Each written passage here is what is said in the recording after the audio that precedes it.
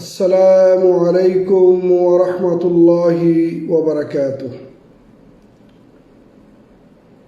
সম্মানিত দিনদার মুসলমান ভাই ও বোনেরা ও আমার প্রাণপ্রিয় বন্ধুগণ, সমস্ত প্রশংসা আল্লাহ রাব্বুল আলামিনের জন্য। দুরূদ ও সালাম বর্ষিত হোক আমাদের প্রিয় নবী মুহাম্মদুর রাসূলুল্লাহ সাল্লাল্লাহু আলাইহি ওয়াসাল্লামের প্রতি।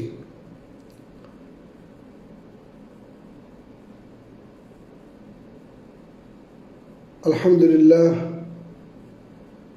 ওয়াসসালাতু ওয়াসসালামু আলা রাসূলিল্লাহ নবিয়িনা মুহাম্মদ ওয়া আলা আলিহি ওয়া সাহবিহি ওয়া মান ওয়ালাহ, আম্মা বা'দ। ফাউযু বিল্লাহি মিনাশ শাইতানির রাজীম। বিসমিল্লাহির রহমানির রহিম। ওয়ালিল্লাহি আলান নাসি হিজ্জুল বাইতি মান ইসতাতা'a ইলাইহি সাবিলা ওয়া মান কাফারা ফাইন্নাল্লাহা গানিয়্যুন আনিল আলামিন।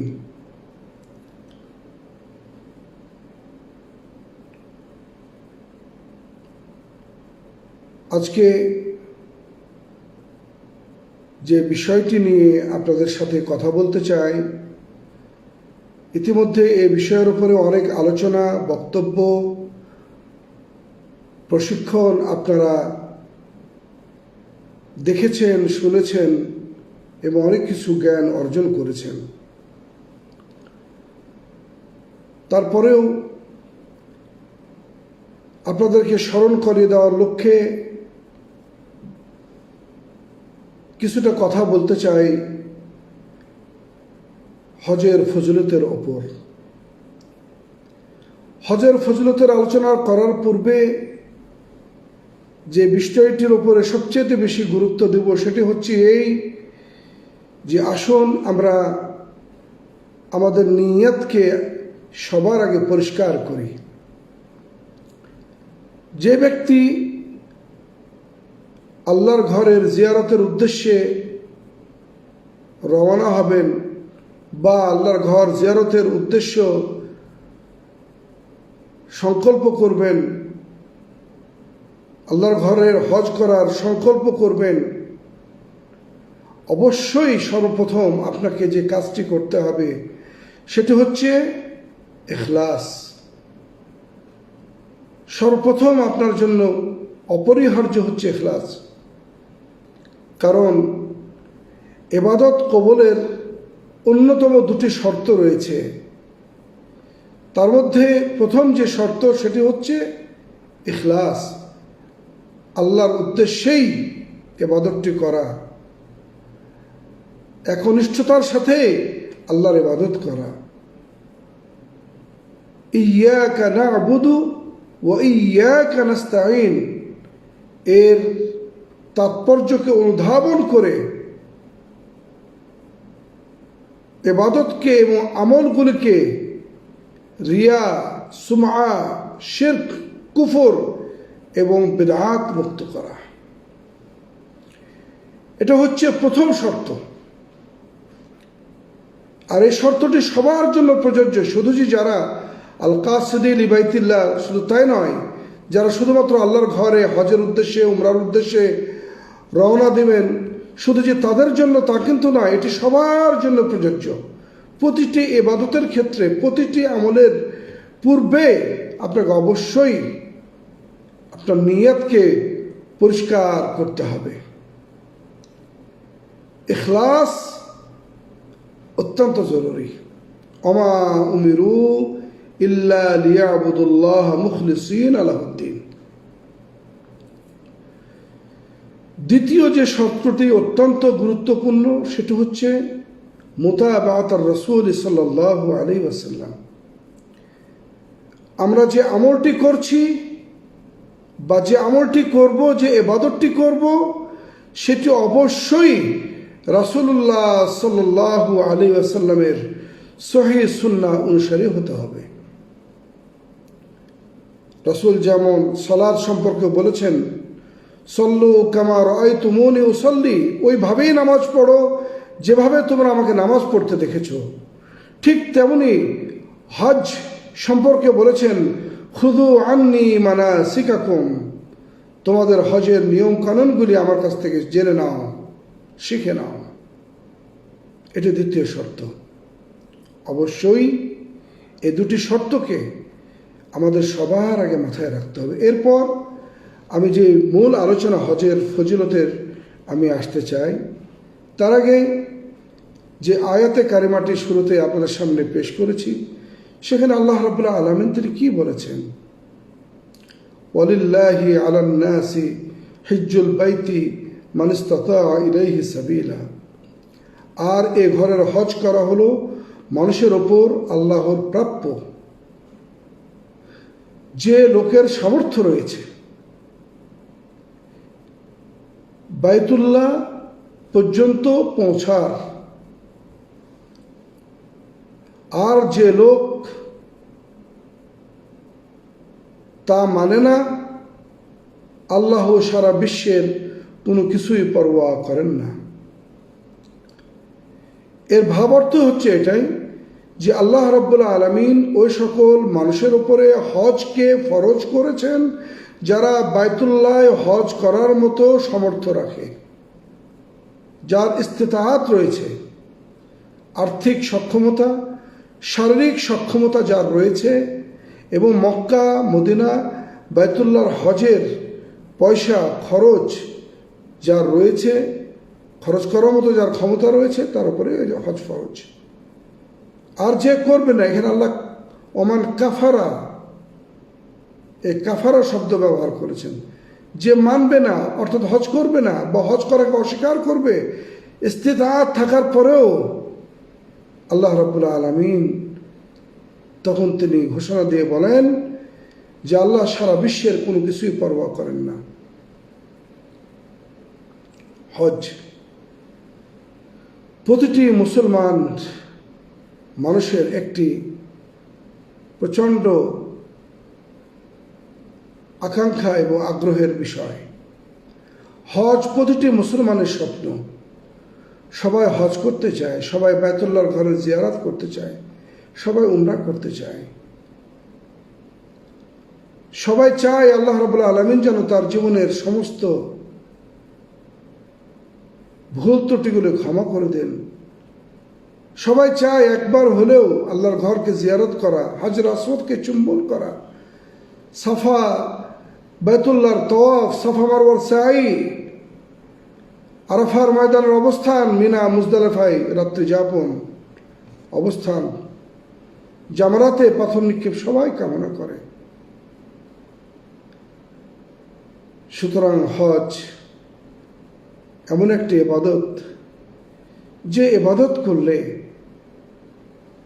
আল্লাহ রাব্বুল আলামিন একজন মুমিন, একজন মুসলমানের জীবনের সমস্ত গুনাহ এবং পাপগুলিকে মাফ করে দেন। আল্লাহু আকবার। সবচাইতে উত্তম আমল হচ্ছে হজ, যে হজ মাবরুর, যে হজ আল্লাহ কবুল করেছেন। আবু হুরায়রা রাদিয়াল্লাহু তাআলা হতে বর্ণিত, তিনি বলেন নবী করিম সাল্লাল্লাহু আলাইহি ওয়াসাল্লামকে জিজ্ঞেস করা হলো, আইয়ুল আমালি আফদাল, সবচেয়ে উত্তম আমল কোনটি? উত্তরে বললেন আল ঈমানু বিল্লাহ ওয়া রাসূলিহি, আল্লাহ এবং তার রাসূলের প্রতি ঈমান। তারপর জিজ্ঞেস করা হলো এরপরে কোনটি? বললেন আল জিহাদু ফি সাবিলিল্লাহ, আল্লাহর রাস্তায় জিহাদ করা। এরপরে বললেন কোনটি? বললেন হজ্জুন মাবরুর, কবুল হজ। আল্লাহু আকবার। রাসূলুল্লাহ সাল্লাল্লাহু আলাইহি ওয়াসাল্লাম হজের ফজিলত বর্ণনা করতে যে তিনি আরো বলেছেন,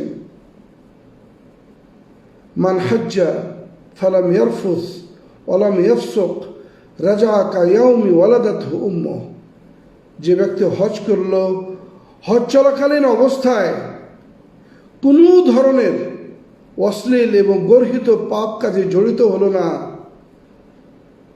সে হজ থেকে ফিরে আসে সেই বাচ্চার মতো যে বাচ্চাকে তার মা শুদ্ধ জন্ম দিয়েছেন। অর্থাৎ নিষ্পাপ হয়ে আল্লাহ তাকে ফেরত দেন, নিষ্পাপ হয়ে ফিরে আসেন।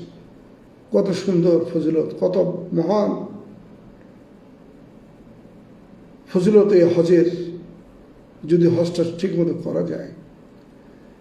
রাসূলুল্লাহ সাল্লাল্লাহু আলাইহি সাল্লাম ফজিলত বর্ণনা করতে গিয়ে তিনি আরও বলেছেন, আল উমরাতু ইলাল উমরাতি কাফফারাতুল লিমা বাইনাহুমা ওয়াল হজ্জুল মাবরুর লাইসা লাহু জাযাউন ইল্লাল জান্নাহ।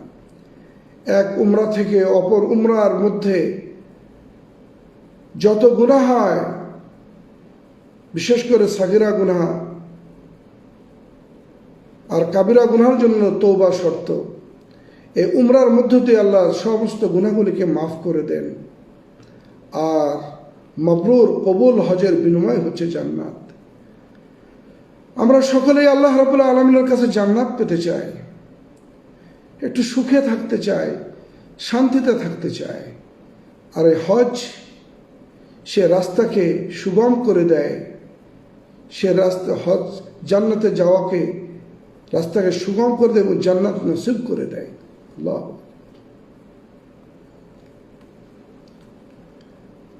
আল্লাহ রাসূল সাল্লাল্লাহু আলাইহি ওয়াসাল্লাম তিনি আরও বলেছেন হজের ফজিলত বর্ণনা করতে যে মা মিন ইয়াউমিন আকসার মিন আন ইউতিকাল্লাহু ফীহি আবদান মিনান নার মিন ইয়াউমি আরাফা। আল্লাহ রাব্বুল আলামিন সবচেয়ে বেশি তার বান্দাদেরকে যে দিবসে সবচেয়ে বেশি জাহান্নাম থেকে মুক্তি দিয়ে থাকেন সেটি হচ্ছে ইয়াউমে আরাফা, জিলহজ মাসের 9 তারিখ। যে 9 তারিখে সমগ্র বিশ্ব থেকে আগত মুসলমানগণ আলা সাঈদ আরাফা, আরাফার ময়দানে অবস্থান করে থাকেন। আল্লাহ ওই দিন সবচেয়ে বেশি তার বান্দাকে জাহান্নাম থেকে মুক্তি দিয়ে থাকেন। আল্লাহু আকবার।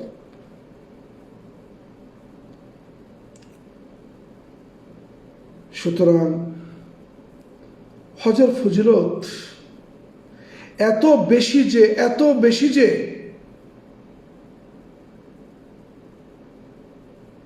যা বলে শেষ করা যাবে না।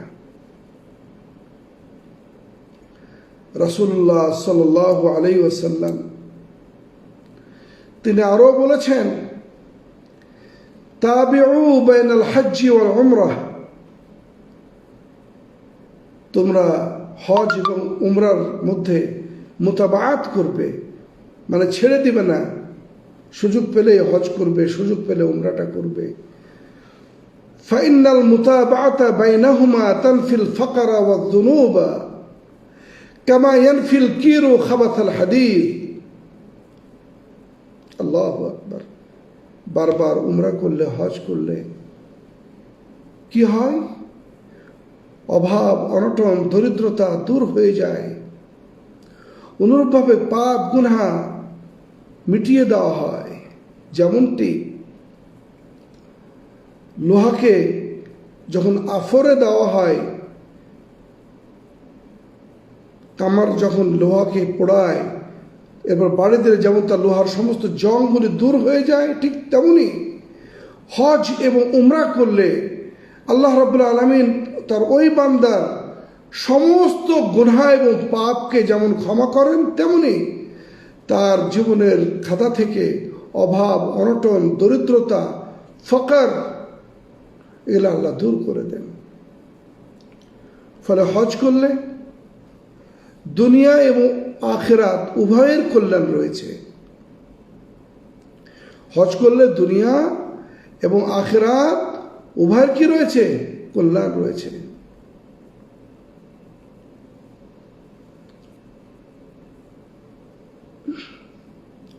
জাবের ইবনে আব্দুল্লাহ রাদিয়াল্লাহু তাআলা আনহু তিনি বলেন, ওয়াফদুল্লাহি সালাসা,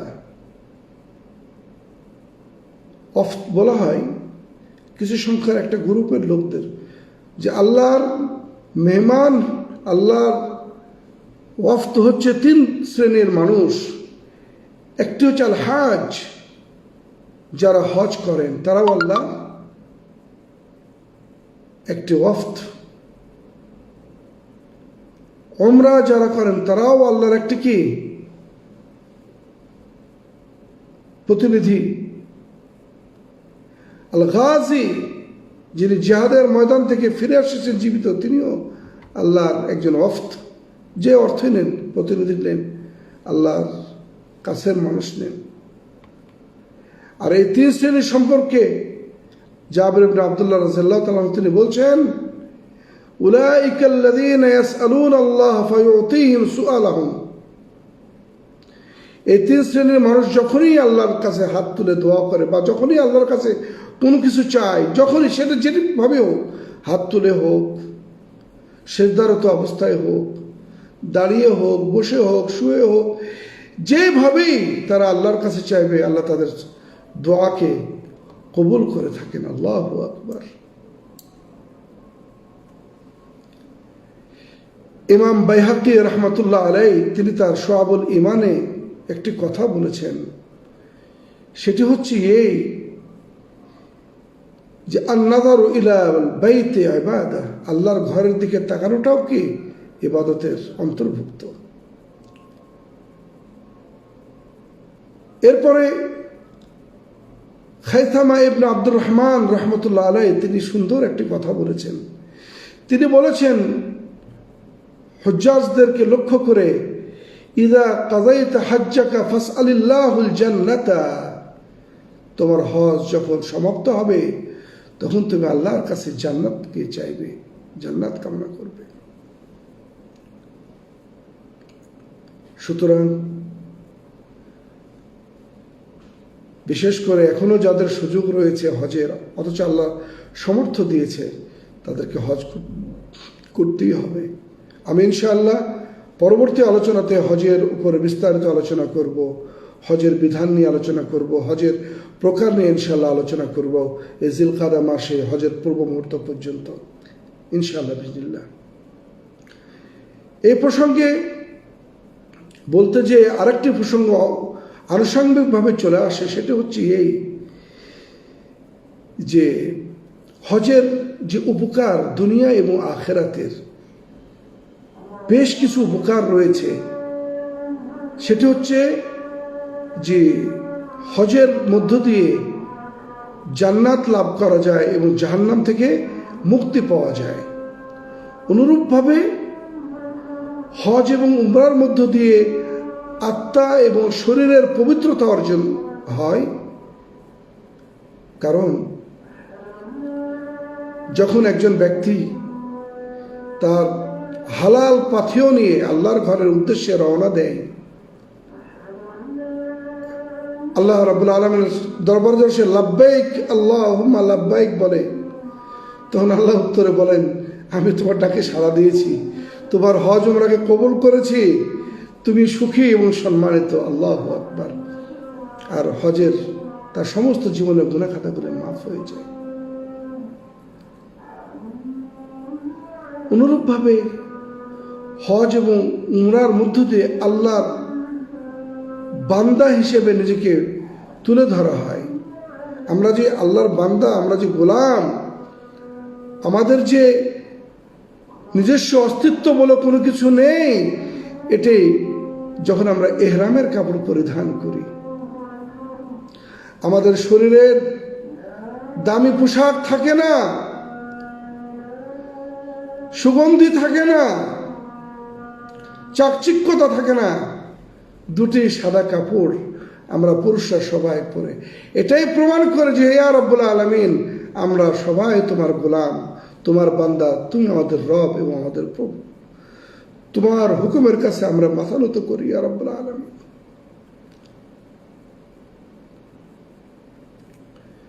যখন একজন হজকারী, উমরাকারী ইহরাম এর কাপড় পরিধান করেন, এই কাপড় পরিধানের সাথে সাথে তিনি শাহওয়াতুল নফস, খায়েশাতুন নফসানিয়াকে এমনভাবে তিনি কন্ট্রোল করেন, চক্ষুকে এমনভাবে হেফাজত করেন, যিনি সত্যের অর্থে আল্লাহকে পেতে চান, হজ কবুল করতে চান, তিনি সামনে তাকান না, দেখেন তার সামনে কি আছে।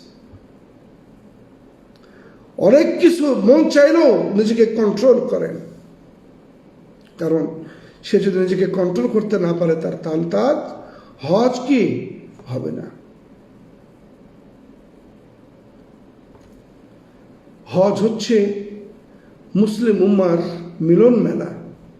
মহাসম্মেলন। এই মিলন মেলা এবং মহাসম্মেলনের মধ্য দিয়ে মুমিন এবং মুসলমানদের মধ্যে একটা মায়া মমতা, ভ্রাতৃত্ব এবং ভালোবাসার বন্ধন তৈরি হয়। সুবহানাল্লাহ, কথাটি অত্যন্ত গুরুত্বপূর্ণ কথা।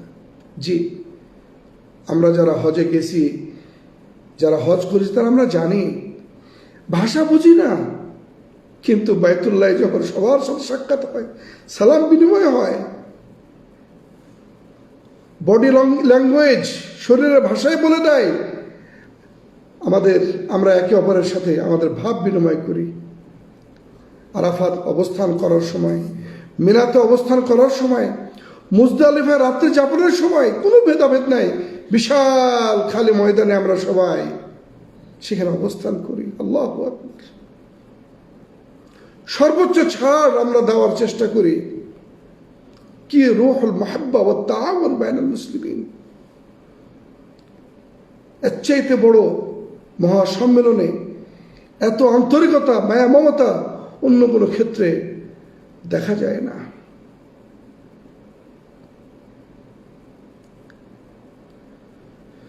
হজ এমন একটি ইবাদত, এমন একটি সম্মেলন যা কিনা সমগ্র মুসলিম জাতিকে ঐক্যবদ্ধ থাকার জন্য উদ্যত আহ্বান জানায়। সমগ্র বিশ্ব থেকে লক্ষ লক্ষ মুসলমান আরাফার ময়দানে সবাই উপস্থিত হন। এটাই প্রমাণ যে মুসলিম জাতি যদি ইচ্ছা করে, তারা যে যেখানে থাকে তারা এক অভিন্ন জাতি এবং তাদের মধ্যে মিল মহব্বত এবং ঐক্য গড়ে ওঠা সম্ভব। আর সেই দিকে হজ আমাদেরকে আহ্বান জানিয়ে থাকে। হজের মাধ্যমে শয়তান পরাজিত হয়, লজ্জিত হয়, অপমান অপদস্থ হয়।